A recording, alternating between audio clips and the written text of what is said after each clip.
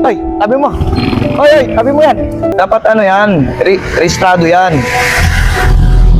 Hindi sir, service lang naman to eh. Di boss, malorong talaga yan.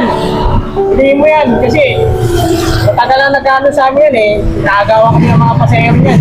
Eh naman pala, may nakikita naman pala sa'yo, dampot ka ng dampot dito sa lugar nila eh. Paano mo nasabing ginagawan eh, hindi mo ako namamasada eh. Service lang ginagawa ko.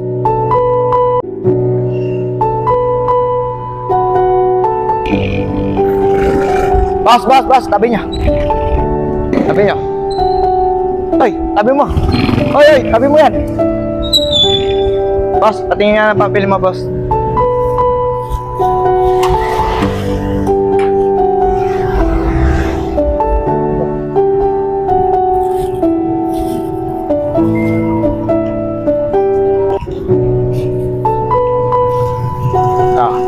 Okay.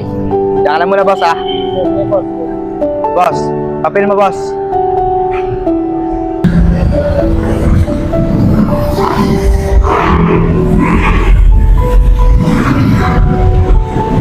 Boss, pera to, boss, ah. Kolorong ka pa. Ano ba to? Spare to. Eh, hindi sir, eh, pinalakad ko na yung ano nito, nilalakad na to. Bago ka mag-travel, dapat ano yan, registrado yan. Hindi sir, service lang naman to eh. Di boss, malorong talaga yan. Hindi mo yan kasi matagal na nagkano sa amin yan eh. Nakagawa kami ng mga pasayang yan. Eh naman pala, may nakikita naman pala sa'yo, dampot ka ng dampot dito sa lugar nila eh. Paano mo nasabing ginagawan eh, hindi mo ako namamasada eh. Service lang ginagawa ko. Hindi na masada, kalukuhan mo eh. Nakaraang araw ay sinita ka namin eh. Na kahit harap-harapan namin, kinuha kami pasayero namin. Tapos pinagsabihan ka na namin. Ayaw makinig, nagsabihan ka pa, tapos hindi ko pa rin matapang. Eh, nangangatwirang ka pa rin. Yan. Eh tama na yan. Yung gagawin ko dito, tama na yan, pre. Eh, bakit siya sir? Okay na sa kanya eh. Prangkisado yun, tapos registrado pa. Tinignan mo na ba sir? Mamaya, mamaya may mga kulang yan eh. Ayan, prangkisado, nasa legal sila, ikaw, kolorum. Eh, eto, titikitan ko na to. Oo, uli mo yan. Yung kami yung prangkisado. Pre, pasensya na, boss. Kasi, out of line ka, kolorum ka pa, hindi ka, spare ka pa. Hindi sir. Ay, lisensya mo. Mga ganyan, may kinikilingan kayo.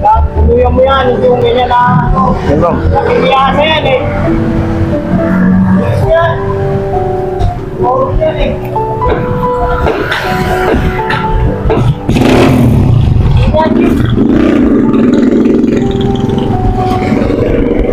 Punta lang sa munisipyo para i-claim yung resibo mo.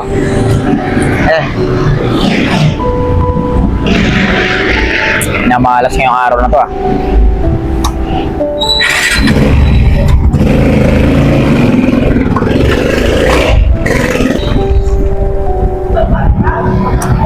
Oy, tol, malungkot ka yata ngayon ah.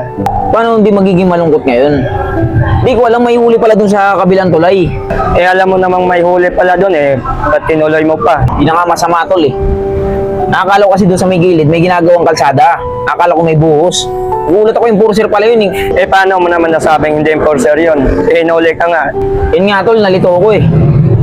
Kala ko kasi may construction sa paligid. Kala ko naman trabador ng construction. Kaya nahuli ako.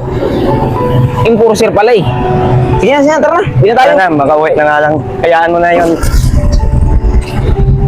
Malas ngayong araw na to.